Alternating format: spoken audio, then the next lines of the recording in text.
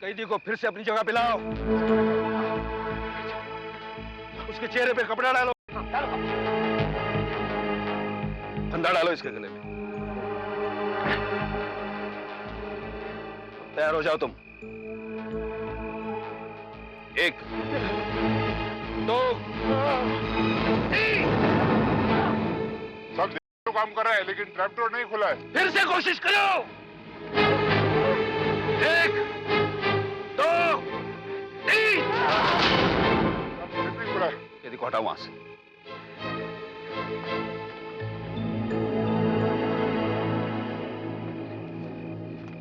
मैंने आपसे कहा था ना मैं बेकसूर हूं।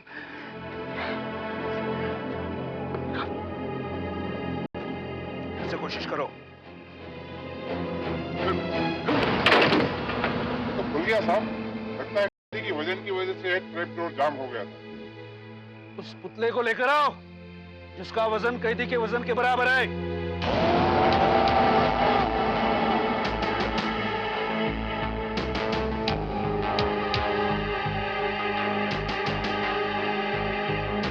जल्दी ले आओ यहाँ। आओ। चलो डाले जाओ ऊपर। सवाल वो फंदा डालो उसके गले में। हाँ आराम। हाँ साहब इस पुतले का वजन तो कैदी के वजन के बराबर लगता है। फांसी लगा के देखो। देखो क्या गड़बड़ है। जी साहब। 1 2 3। साहब इसका लीवर पुतले पर तो बराबर काम कर रहा है। शायद इसका ट्रैप डोर जाम हो गया था। सुनो वो कैदी को यहाँ ले आओ। मेरी बात का यकीन कीजिए, मैंने अपने साहब को नहीं मारा। सच, मैंने जनार्दन साहब को नहीं मारा। ले जाओ इसको। आप मेरी बात में यकीन कीजिए। ले जाओ ऊपर। ले आओ। आप लोग नीचे आ जाओ। आ जाओ नीचे। गिलास कपड़ा डालो इसके चेहरे। साहब जिसने मौत देखी हो वही बता सकता है कि मौत कैसी होती है, लेकिन अब नहीं, तीसरी बार इस यातना से नहीं गुजरना चाहता। मैं बेकसूर हूं साहब, मैं बेकसूर हूं। चिंता मत करो, ये आखिरी बार। विलास इसके चेहरे पे कपड़ा डालो। फंदा डालो इसके गले में। कुछ नहीं होगा, कुछ नहीं होगा। तैयार हो जाओ तुम। जी साहब। 1 मुझे कुछ नहीं होगा। 2 मुझे फांसी नहीं होगी। 3। नहीं बोला साहब। फिर से लीवर को खींचो। मुझे कुछ नहीं होगा। खींचो खींचो। नहीं खुल रहा साहब। ऐसा पहले कभी नहीं हुआ। ये अनहोनी है साहब। हो सकता है ये आदमी सत्य बोल रहा हो। एक कैदी बेकसूर ही हो साहब। हो सकता है कोई शक्ति इसको बचा रही हो साहब। अब तो आपको यकीन हो गया ना कि मैं बेकसूर हूं। सही है सब।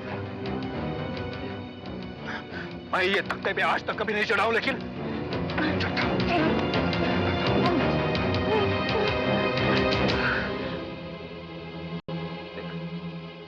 देख मुझे नहीं मालूम कि ये सब क्यों हो रहा है। हो सकता है कि तू बेकसूर है। ये नहीं हो सकता कि जो मैं कर रहा हूं ना वो गलत कर रहा हूं। लेकिन फैसला करना मेरा काम नहीं। मैं अपनी ड्यूटी निभा रहा हूं। मैं अपनी ड्यूटी निभा रहा हूं और उसे निभा के रहूंगा। याद रख, तुझे 1000 बार मुझे लटकाना क्यों ना पड़े, मैं तुझे लटका के रहूंगा। देखिए साहब, मैं अभी तक जिंदा इसलिए हूं कि मैं बेकसूर हूं। ये बात मैं ही नहीं, यहाँ खड़े हुए सारे लोग अच्छी तरह से जानते हैं, और शायद आप भी। लेकिन इसमें आपका कोई कसूर नहीं है, क्योंकि आप तो अपना फर्ज निभा रहे हैं। अदालत ने और इस इंस्पेक्टर ने भी अपना फर्ज निभाया है। कसूर तो उस आदमी का है जिसने मुझे फंसाया है। मैं अपनी किस्मत से और नहीं लड़ सकता। साहब, इस बार जब आप मुझे फांसी लगाएंगे ना, तो मैं सच में मर जाऊंगा। लेकिन मैं आप सबको ये बता देना चाहता हूं कि मैं बेकसूर हूं। मैंने जनार्दन साहब को खून नहीं किया। लेकिन जब तक मेरी बेगुनाही साबित नहीं हो जाती और आप सबको यह पता नहीं चल जाता कि मैं बेकसूर था, मेरी आत्मा को शांति नहीं मिलेगी। आत्मा को शांति नहीं मिलेगी। लगाओ मुझे फांसी। डालो मेरे मुंह पर कपड़ा, डालो। कपड़ा डालो इसके चेहरे पे। जी साहब। कपड़ा डालो इसके चेहरे में और फांसी का फंदा भी डाल दो गले में। डाल दो फंदा। जी साहब। तैयारी करो फांसी की। फांसी की तैयारी करो। मैं तैयार हूँ साहब। 5:45 को फांसी होगी। 1, 2, 3।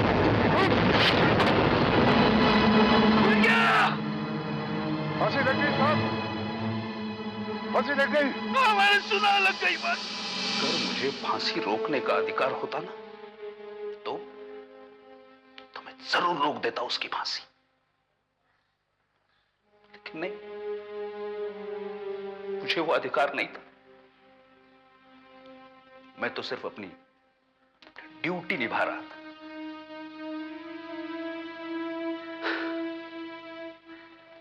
खैर, जो हुआ सो हुआ। बस इसके बाद फिर जेल में ये सब कुछ शुरू हो गया।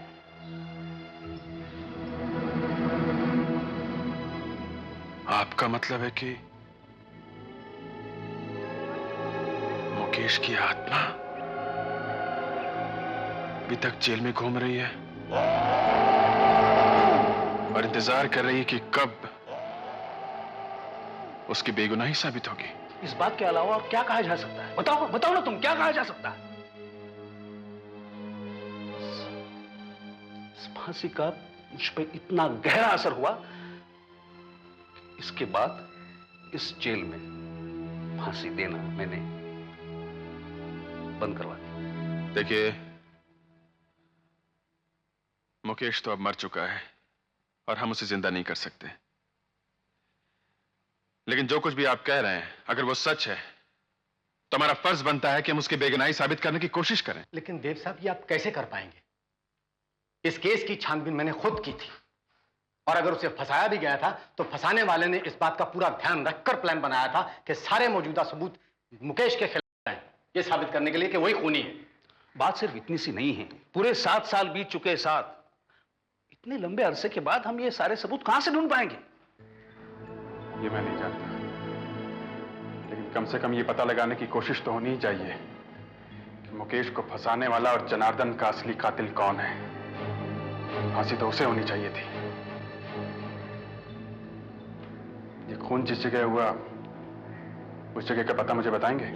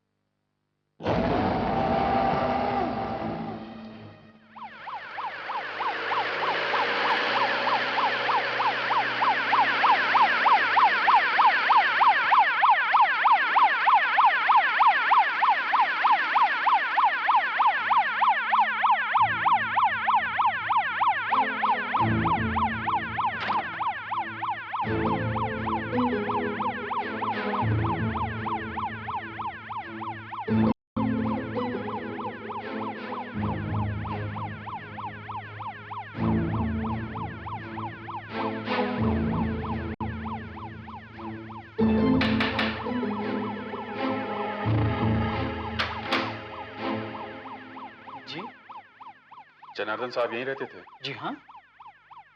उनके भाई मुरलीधर घर पे हैं या उनके बेटे शिशिर? जी, शिशिर साहब जो है वो दिल्ली गए हुए हैं, उन्हें आने में 1 हफ्ता लग ही जाएगा। और मुरलीधर साहब का तो कोई भरोसा नहीं है, ऑफिस में। इस समय मैं ही अकेला हूँ। कहिए। जब वो आए तो उनसे बता दीजिएगा जेल का वार्डन देव आया था। जी अच्छा।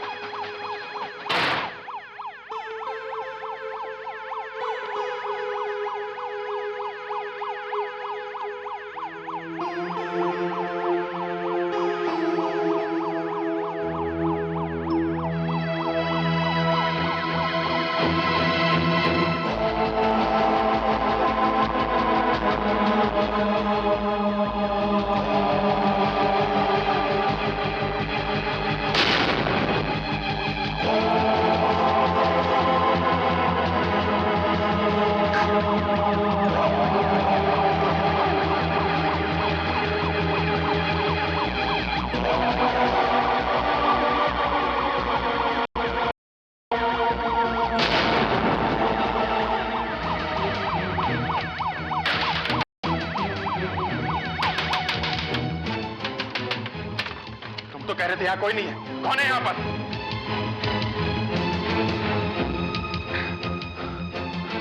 कौन है यहाँ पर? कौन है? कौन है यहाँ पर? यहाँ क्या हो रहा था?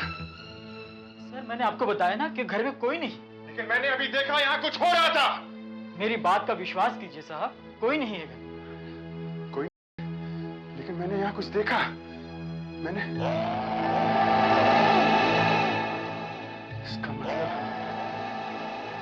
कोई मुझे बता रहा था कि यहाँ पर क्या हुआ था। क्या? ये क्या कह रहे हो तुम? जी हाँ, ठीक उसी कमरे में जिस कमरे में कत्ल हुआ था। मैंने अपनी आंखों के सामने सब कुछ देखा। कुछ परछाई सी थी, धुंधली धुंधली सी। मैं आपसे ये पूछना चाहता हूँ कि मुकेश आपकी जेल में 3 महीने रहा। हाँ। क्या वो स्मोक करता था? I mean, उसे पाइप पीने की आदत थी? वो पाइप पीता था वो? नहीं, जहां तक कि मुझे याद है, मुझे उसे ऐसी कोई आदत नहीं थी। लेकिन ये तुम क्यों पूछ रहे हो? तब तो वो बेकसूर था। क्या? असली कातिल वो पाइप पीने वाला है। मैंने उसकी परछाई अच्छी तरीके से देखी थी। कौन हो सकता है ये पाइप पीने वाला? कौन हो सकता है? हेलो, हाँ बोलो सुरेश। हाँ, एक मिनट, फोन आया। हेलो, हाँ सुरेश बोलो। ठीक है, तुम वही रोको, मैं अभी आता हूँ। जनार्दन के परिवार का कोई आदमी मुझसे मिलना चाहता है। हो सकता है असली कातिल का कोई सुराग मिल जाए। मैं चलता हूँ।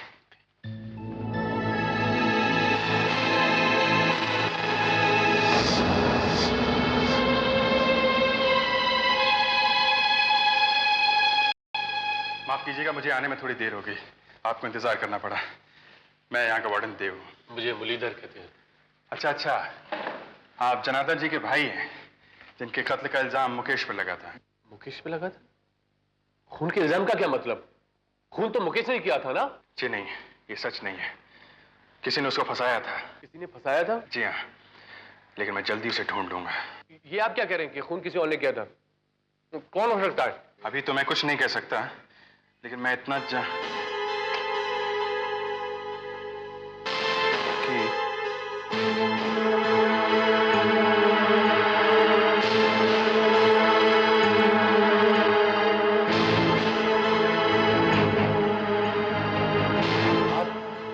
आप कुछ कह रहे थे? हाँ, मैं कह रहा था, तुम मुरलीधर, तुमने जनार्दन का खून किया है। तुम कातिल हो। ये क्या बकवास है? बकवास नहीं है, तुम ही ने अपने भाई का कत्ल किया है और झूठे सबूत इकट्ठे करके मुकेश को कातिल साबित कर दिया। मैं अच्छी तरीके से जानता हूं ये सब तुमने कैसे किया था। मैं बताता हूं। उस दिन तुम अचानक जनार्दन के कमरे में घुसे और तुमने देखा कि जनार्दन शायद रुपए गिन रहा था या बैग में रख रहा था। तुमसे ये सब देखा नहीं गया। तुम्हारे हाथ में चाकू था, वो चाकू तुमने उसके पेट में ठोक दिया। जनार्दन वहीं पे गिर गया, लेकिन तुम वहां से गए नहीं। तुमने वहीं खड़े होकर अपना पाइप जलाया। उसके बाद नौकर मुकेश की आवाज सुनकर तुम शायद वहीं कहीं छिप गए थे। नौकर जब अंदर आया, ये सब देखकर घबरा गया, लेकिन तुमने उसको भी नहीं बख्शा। तुम्हारे हाथ में फूलदान था। तुम चुपके से उसके पीछे आए और फूलदान उसके सिर पर दे मारा। उसके बाद अलमारी से बैग निकाला, उसमें रुपए डालकर मुकेश के हाथ में फंसा दिया ताकि सारा शक मुकेश पर जाए। बकवास है, एकदम बकवास। ये बकवास नहीं है। तुमने पैसों की खातिर अपने भाई को मार दिया, जिसकी कीमत उस बेचारे मुकेश को अपनी जान देकर चुकानी पड़ी। ये एकदम मनगढ़ंत कहानी है। इस पर कोई अदालत विश्वास नहीं करेगी वार्डन साहब, और बिना सबूत के तो बिल्कुल नहीं, जो तुम्हारे पास एक भी नहीं है। जो भी तुम कहानी सुना रहे हो वो सिर्फ कल्पना है, सिर्फ तुम्हारी कल्पना। मैं तुम्हारी ये फालतू की बकवास सुनने के लिए 1 मिनट नहीं रुकूंगा यहाँ पर। मैं जा रहा हूँ और देखता हूँ कोई मेरा क्या बिगाड़ सकता है। जरा ध्यान से जाइएगा, कहीं जल्दी आपको वापस यहीं ना आना पड़े। मुझे अपना रास्ता मालूम है, समझा?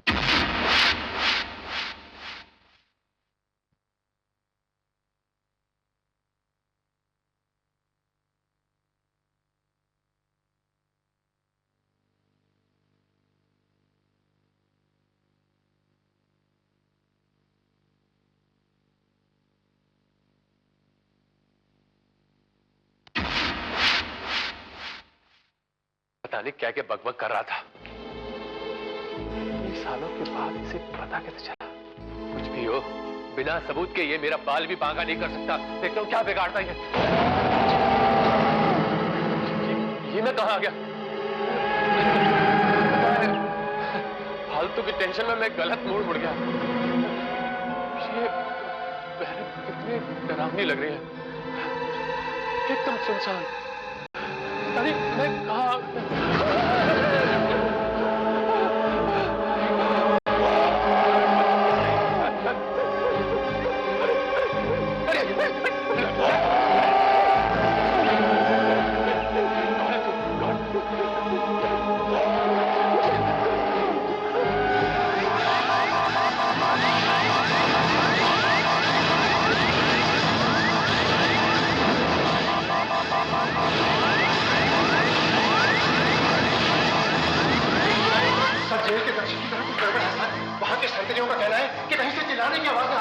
वो तो मैं भी सुन रहा हूँ, लेकिन ये किसकी आवाजें हो सकती है?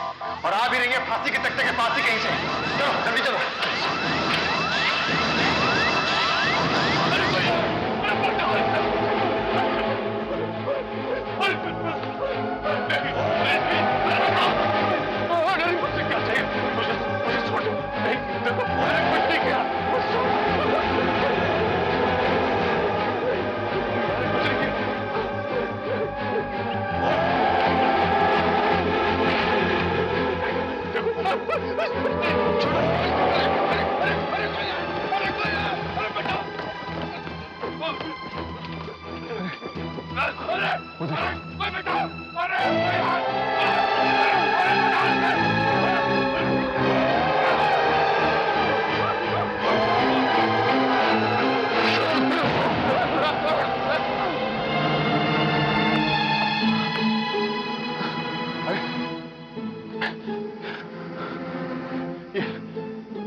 मर गया?